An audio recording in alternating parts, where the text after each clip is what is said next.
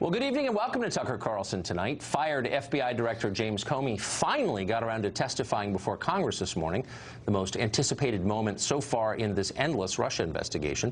The hearing lasted 4 exhausting hours, but that was just the beginning. The analysis is next. The partisan lying, the moral preening, the purely unsupported speculative BS you see run on a continuous loop on the screen. That'll no doubt go on for weeks, if not years, as each faction tries to get the jump on writing its version of history. Our advice, approach it all with skepticism. There's an awful lot of propaganda out there. Here, in our opinion anyway, is what actually happened today and what we learned from it. First, all those leaks you've been reading about lately, at least one of them came from the director of the FBI himself. We know this because Comey admitted it. After being fired, Comey concedes he sent a memo describing a meeting he'd had with the president to a friend of his, who then gave it to the New York Times.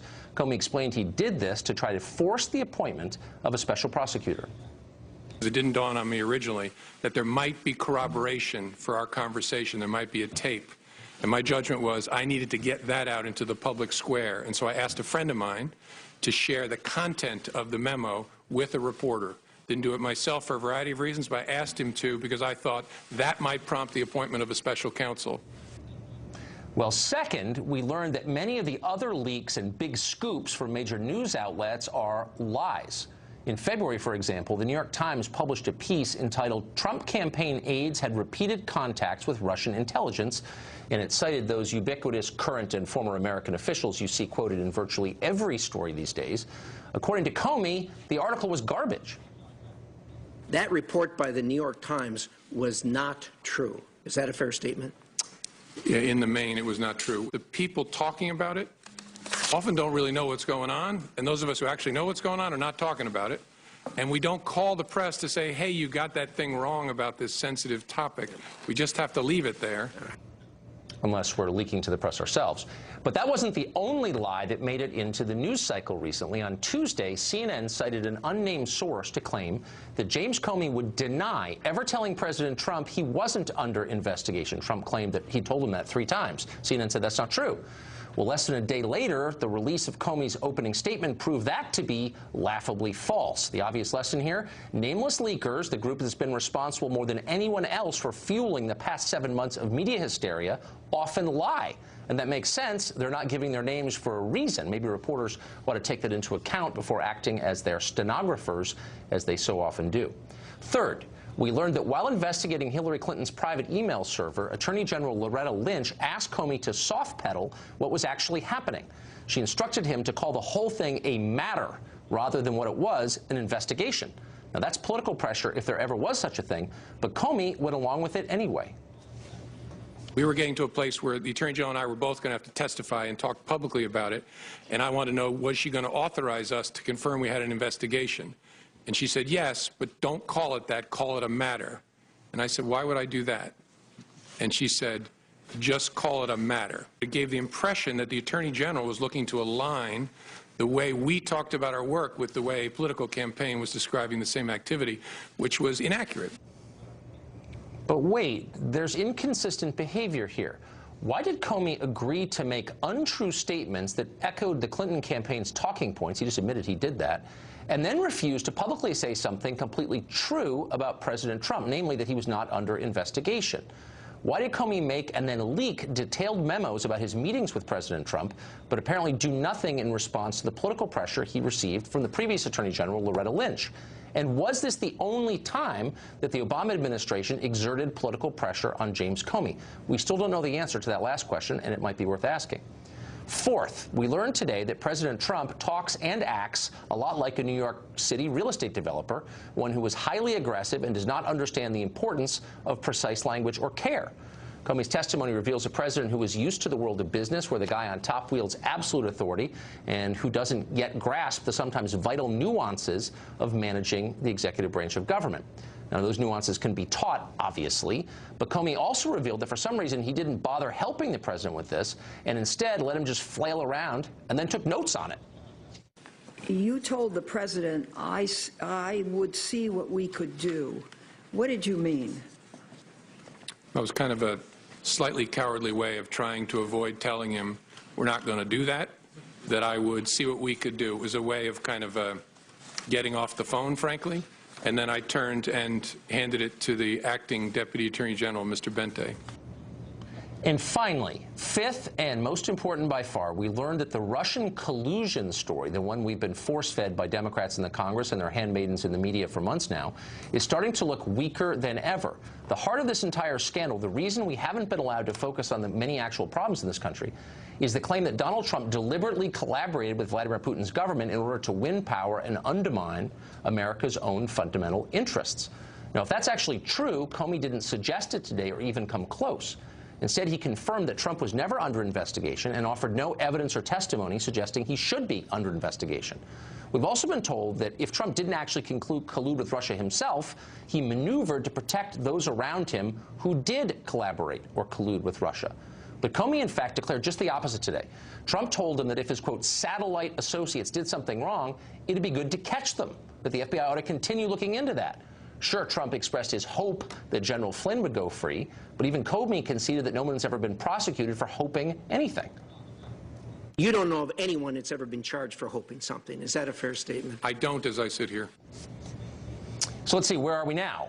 A month of shrieking hype, millions of words of ink, hundreds of hours of the shrillest television ever produced add up to pretty much nothing. We've got precisely as much proof right now that President Trump committed treason as we had 7 months ago when all of this started.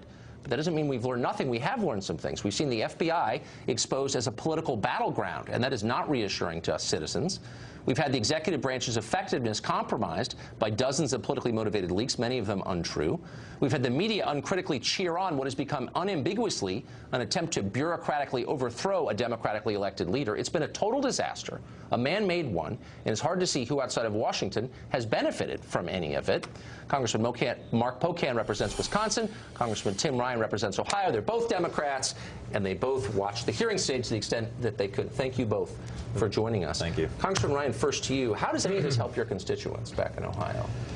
It doesn't. That's why we want to be talking about jobs. But your presentation there, Tucker, and I love you, but you left out the fact that the Republicans control the House, Republicans control the Senate. That was a Republican hearing we just saw. That's true. Both of those Republican committees are trying to investigate this, are investigating this. So it's not a Democratic initiative on our part. It's Republicans. You talk about, hold on, let me finish. That's a fair point. I'm not here to defend Republicans. But the storyline is being driven by Democrats, and some Republicans stupidly are going along with it. I agree. We drive a lot of stories that when you have a congressional investigation by Republicans, it should elevate this whole debate above partisan politics, which is what we're trying to do here. You also mentioned Comey with Loretta Lynch. I don't think Loretta Lynch or Hillary Clinton or anyone else thinks James Comey was taking a dive for the Democrats. Well, then, so your whole presentation there completely misconstrued, really, in my estimation, the facts on the ground. Taking a dive for the Democrats, I think that James Comey, Congressman Pocan, admitted today, not to get too precise about it, that he went along with Loretta Lynch's command to refer to this as a matter rather than an investigation, and that was a Clinton campaign talking point. I'm not saying anyone ought to be impeached over it, but it does raise the question, to what extent was the previous administration putting political pressure on this guy? Tucker, you showed about 6 minutes of a 3-hour hearing. There's another 2 hours and 54 minutes where he said that the president lied, but he said that the president lied. He talked about Vice President Pence maybe knowing about Michael Flynn before he previously has admitted he knew about the situation around Michael Flynn. We learned a whole lot of other things that should make every American, regardless of political party, very concerned. So, really, so what exactly? And please be specific. What have we learned about the core allegation? The whole reason we're doing this is because the left alleged that they lost the election because Russia somehow hacked our election with the help of Donald Trump. Did we learn anything about that today? What we learned when 17 intelligence agencies told us the Russians tried to interfere and did with our elections. That's not a true fact. 17 did not. 3 out of 17. Just as a factual matter. I've read the classified report, and I can tell you, without a question, we know they interfered with our elections with the intent of electing Donald Trump. So we know that. The question is, when you heard this testimony, we're finding out more and more about the possible collusion between not just the campaign officials of Donald Trump, but perhaps people in the cabinet, perhaps his family members. Really, so let's be really specific, because we've gone back and forth for 7 months, you and I. What specifically did we learn today about, and I'm quoting you, the collusion between the Trump people and the government of Vladimir Putin? We heard outright that the president lied about how he's been describing the narrative of the conversations that he had with the FBI director. So that alone tells us that there's collusion between Trump and Putin? Obstruction of justice, closer and closer to all these issues. I would argue, Tucker, don't you think go back and answer my question. Where's the evidence Tucker, of collusion? If there was collusion, if there was collusion during the campaign, wouldn't you say that's treasonous? Well, I would say it's crazy. It's horrible. If a president is acting against his own country's interest. So my question is, Congress you're is trying to get to the bottom of this. Exactly. We're trying to get to the bottom of this. You represent a state. Hold on. Where, after 7 months, is any evidence? I keep asking you, and you haven't provided any evidence. 7 months. Like, what is this? There's been no formal investigation. We have a head of the Republican head of the Intelligence Committee who has to recuse himself. We have an Attorney General who had to recuse himself. Let's have an independent commission. If the president has nothing to hide, he should be for an independent commission so we can move on to jobs and health care and everything else we need to do. Okay, so here's the lead, Congressman Ryan, in the Cleveland Plain Dealer, hardly a right-wing newspaper today. How can government help in the opioid crisis? Ohio matters. The Comey stuff is buried in the back section because the truth is, and I'm not just saying this demagogically, it's true, this stuff is a distraction from a country that's hurting. Your district, you are well known for caring about the issues in your district, none of which include Russia. This is paralyzing our government, and there's still no evidence it's real. So, like, what's the point of all this? It's paralyzing our government because Donald Trump fired the head of the FBI who was investigating him, potentially, his campaign, absolutely, about Russian influence in our presidential election and possibly tipping the balance.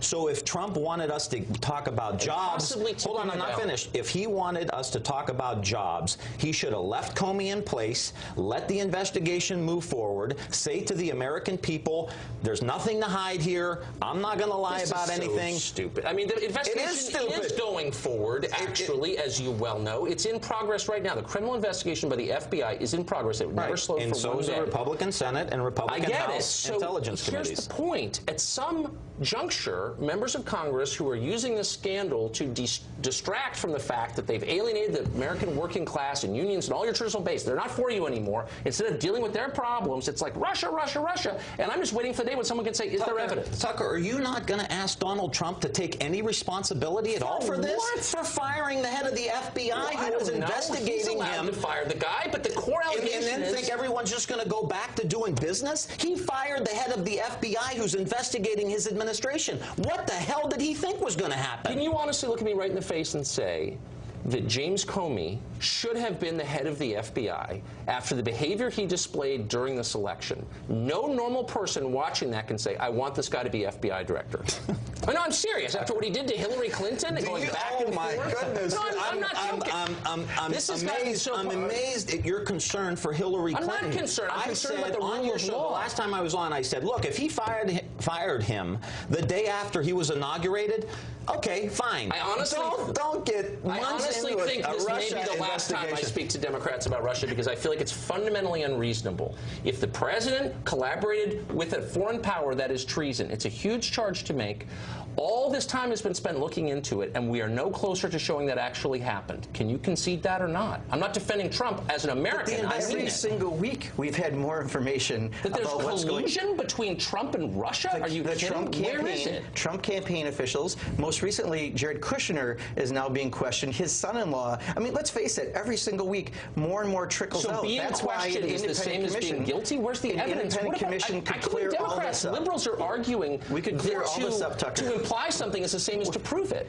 No, independent commission would clear all this up. If you have an attorney general who has to recuse himself, which is unusual, and then the Republican ranking member of the House Intelligence Committee has to recuse himself, there's a lot of unusual behavior going on. For Putin. I totally agree. You guys read about the McCarthy period at all? I'm serious. Tucker, why don't you ask President Trump to take any responsibility? Is he not responsible for any of this? With Russia?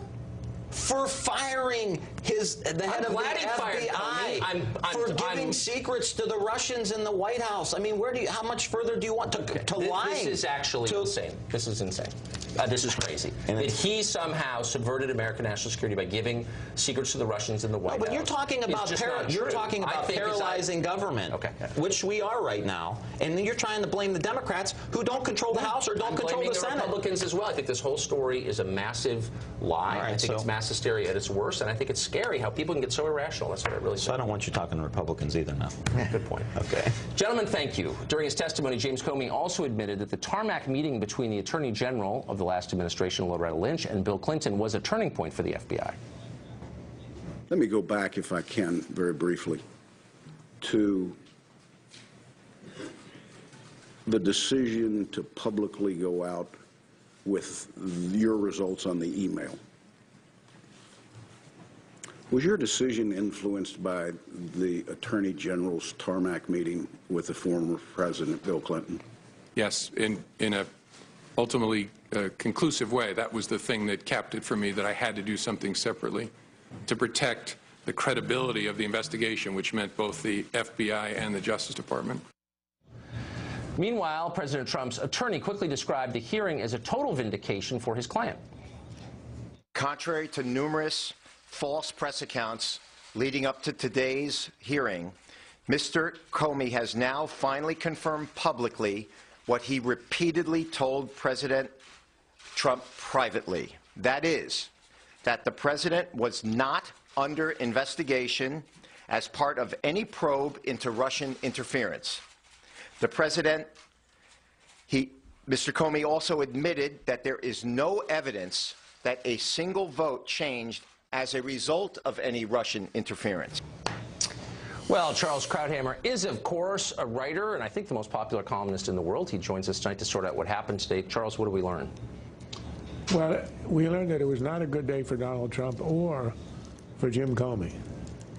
Trump, I think, is diminished simply by the fact that on a series of questions Comey was asked in which his version of their meetings, meaning Trump's, was questioned, Comey said it's not true. For example, who called whom? These are small things, but nonetheless, being called a liar, I think, has an effect. Comey is diminished by the fact, and he admitted it, he used the word cowardly to describe his reactions. And as you say, to the pressure from the Clinton administration not to use the word investigation, which was a way to please, to placate, to help the Clinton campaign.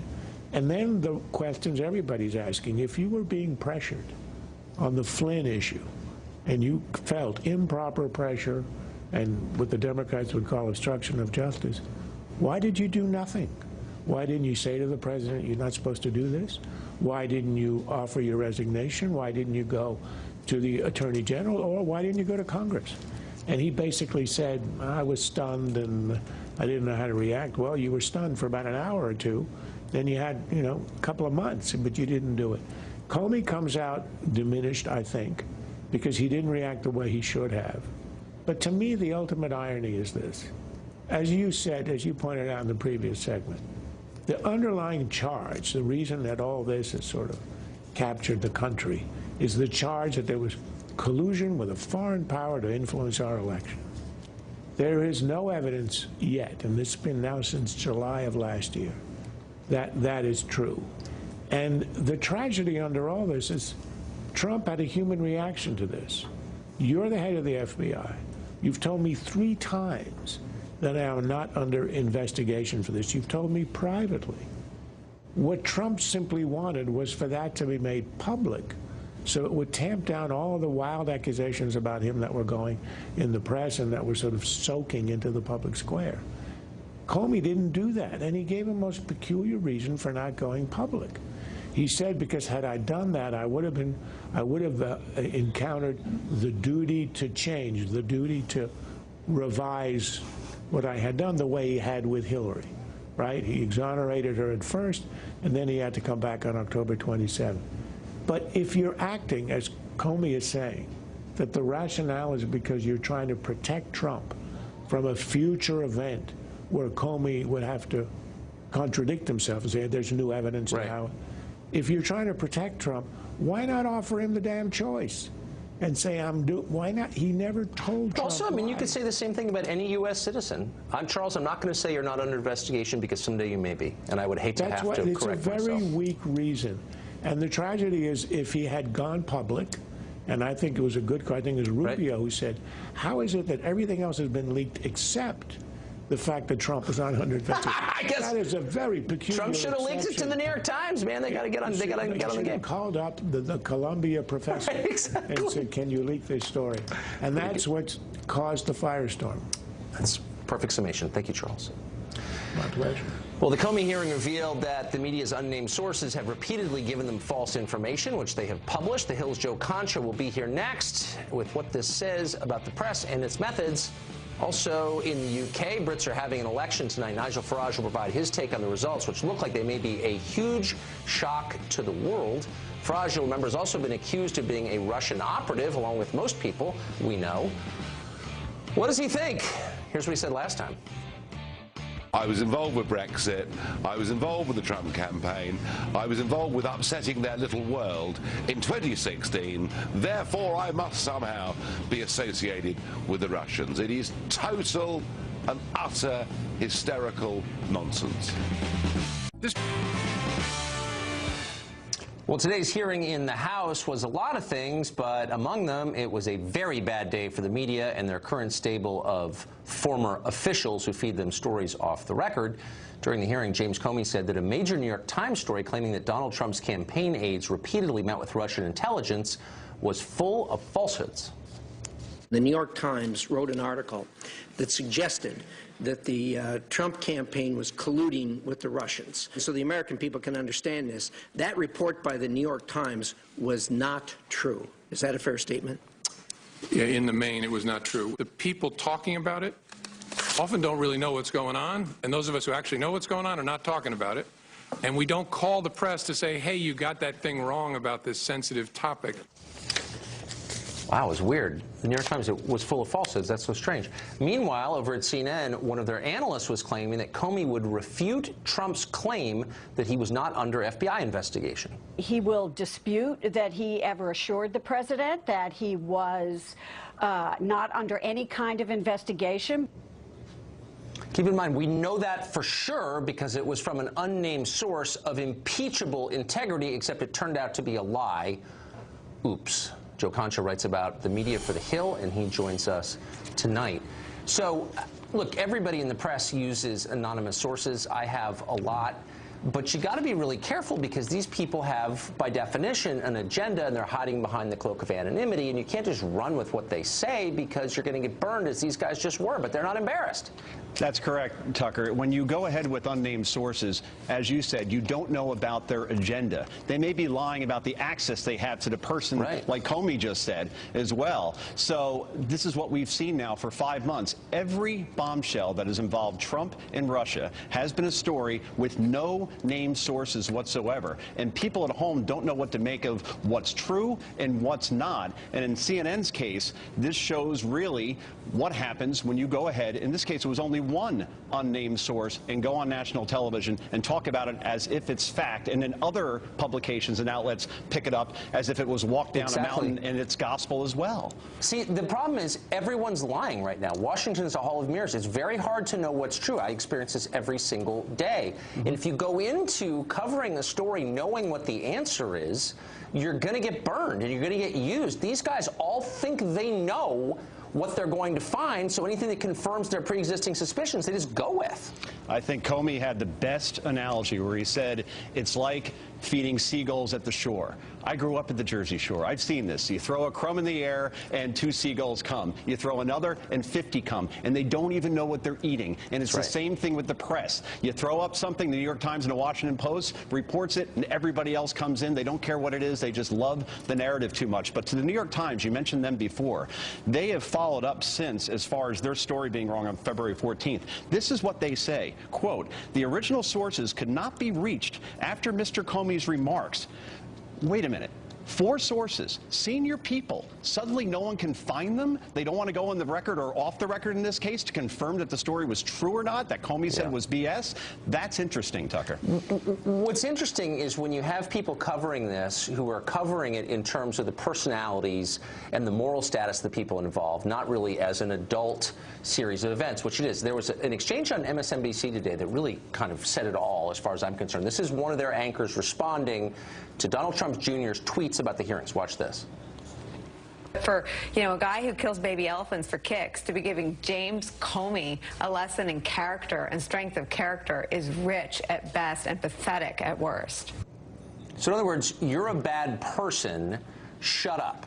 That's not really journalism, is it? That is a perfect example of what I've been talking about in terms of this need for people to be, in terms of this, a host in Nicole Wallace, whose ratings are horrible right now. She has a new show at 4 o'clock, to be as shocking, as melodramatic as possible. So then we're talking about it on other shows, or it goes on to other publications, and it goes viral. So that's now the goal, to go as viral as possible. But one more point, Tucker, if you don't mind, because I was disappointed in the Senate Intelligence Committee today, who I thought asked good questions for the most part.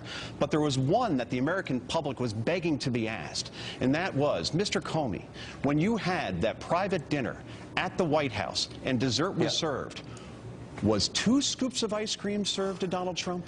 Did you only get 1, and did you get the flavor you requested? Yeah, what does he like? Does he like his steak rare or well done? No, those are the questions. I agree, Joe. Thanks for bringing that up.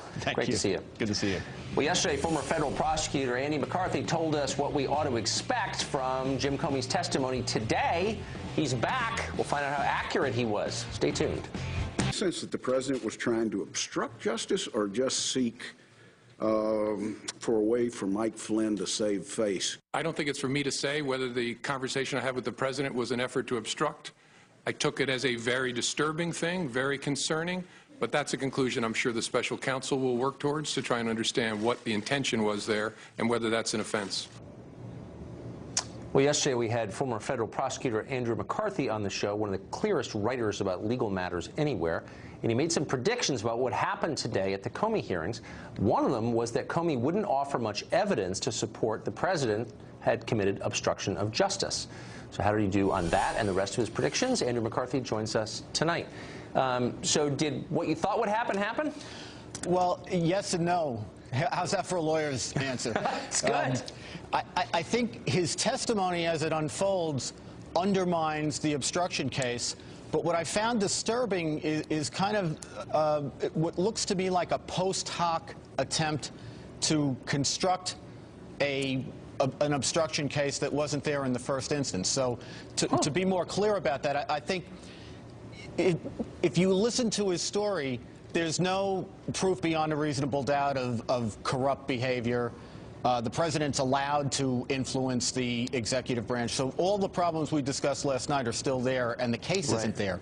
But here's what he did. He said in the clip that you just played, it wasn't my place to decide whether that was obstruction. Yes, it was, right there and then.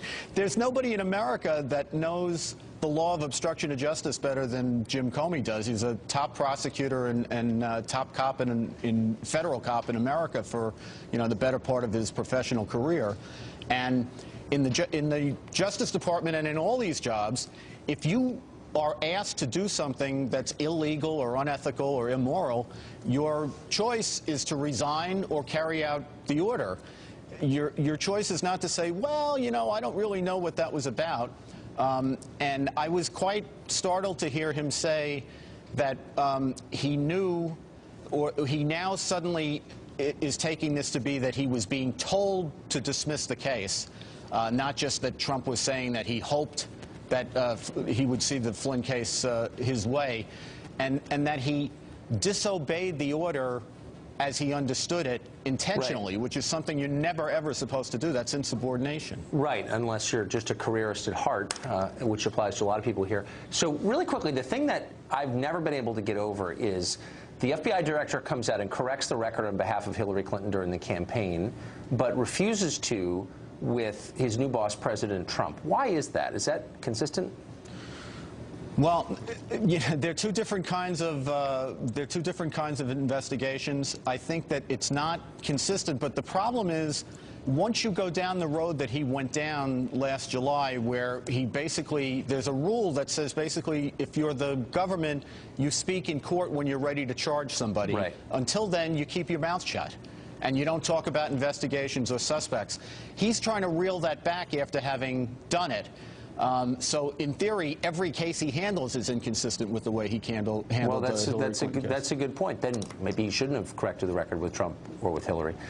Thanks a lot, Andrew McCarthy. Appreciate it. Good to see you. Thanks. President Trump and his advisors are not the only ones who've been repeatedly called criminals and spies without evidence in this McCarthyite moment we're living through. Former UK Independence Party leader Nigel Farage has also been labeled by unnamed sources as a Putin operative. What do you think of the hearing today? Did he call Putin with an update? We'll get his take on that in just a minute. Nigel Farage joins us now. So, Nigel, have you spoken to Vladimir Putin recently? And what did you think of the hearings? No, I've not been in touch with Putin for all days now. Please don't take that seriously. As you say, we are living through a sort of McCarthyite-style era. I think the most important takeout for me is that nothing that came out today, frankly, lays a finger on the president at all. And I thought that Comey came across as somebody who was busy playing political games, leaking. I thought he came across very badly indeed. And I must say, having seen that testimony, I think Trump was absolutely right to sack him. Huh. So, I mean, what did you make of the fact that the FBI director himself was leaking stories to the press? Did that seem odd to you as someone from another country looking in, that the head law enforcement official in America would be leaking stories? It doesn't seem odd. It seems disgraceful. You know, he was playing political games, you know, whilst holding a very important position. No, I mean, I do get the feeling that sort of so much of the establishment seems to want Trump to fail, and is trying to trip him up at every given opportunity. Well, you know what? They haven't succeeded today, and Comey comes across, frankly, as being somewhat disingenuous. Yeah, and the president's been helping them, I have to say, in some ways. So really quickly, there's an election going on in your island nation tonight, and it looks like the Labor candidate, Jeremy Corbyn, is doing much better than anyone, at least in this country, expected. Does he have a shot of winning, and what would that mean? Well, what he did, Corbyn, he said, you know, we will leave the European Union. He kind of boxed off that issue. And I think in the end, what this campaign was about was personality. Now, Theresa May was a Remainer who was trying to sell Brexit, but not really believing it. She came across as wooden, as robotic. She refused to go out and really meet the public.